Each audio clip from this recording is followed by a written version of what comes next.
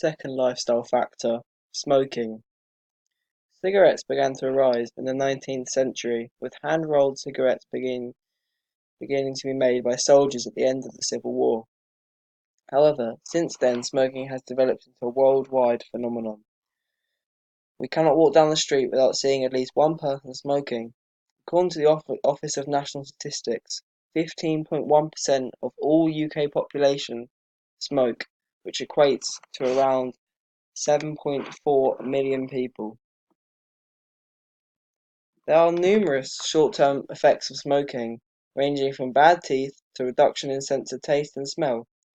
However, serious effects begin to emerge after long-term smoking. Long-term smoking effects include raised risks of strokes and brain damage, increased blood pressure, higher chance of cancer of the nose, lip, tongue, mouth, lungs, among many other forms, tooth decay, and many others, which all reduce,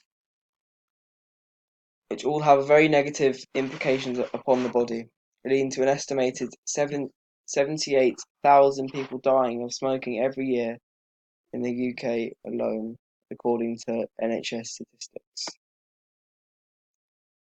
So if smoking was so bad, why do so many people do it?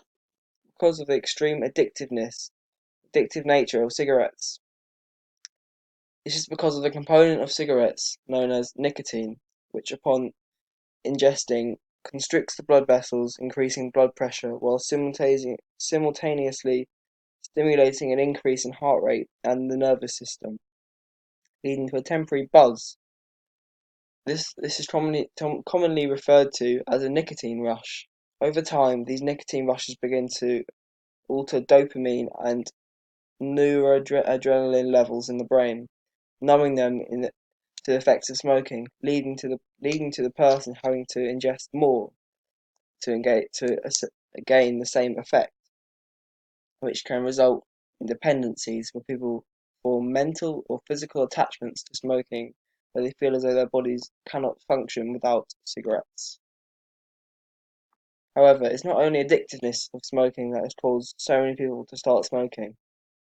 Up until the 1960s, powerful advertising schemes coupled up with doctors to recommend smoking to their clients, even though at this stage many of the effects of smoking were not yet discovered by modern science. Advertising agencies use phrases such as "doctors recommend," as seen in the picture above, to entice people into smoking, as they would believe it was healthy as a doctor was recommending it.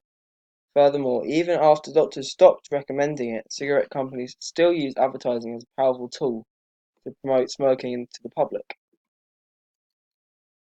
In addition, a crucial factor to why governments still allow cigarettes to be sold, regardless of the health implications it causes, is that governments charge taxes upon cigarettes, which allows them to make profits off the sales, as the tobacco industry is a multi-billion industry, allowing the government to make money off these cigarettes.